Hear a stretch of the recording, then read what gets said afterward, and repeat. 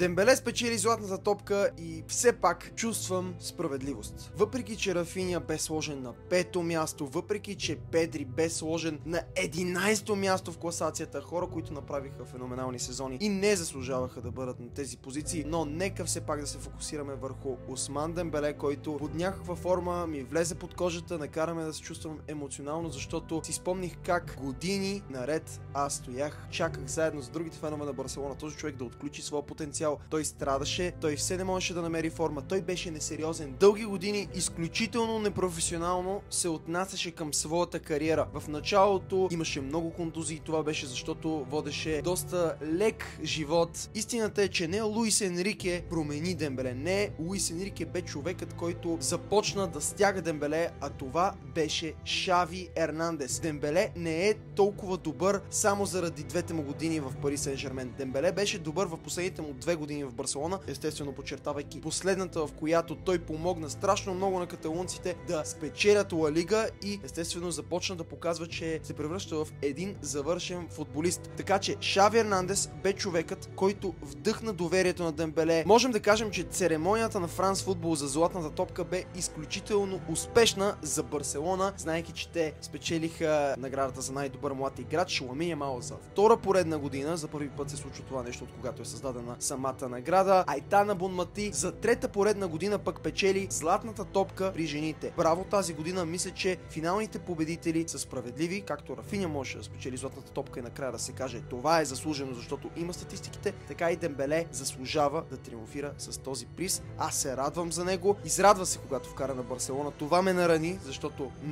много го търпяхме и се надявахме той да развие своя потенциал, но все пак радвам се за този човек, защото и детството му не е било леко и като цяло развитието му на футбола беше тежко. Последите за още видеа и новини.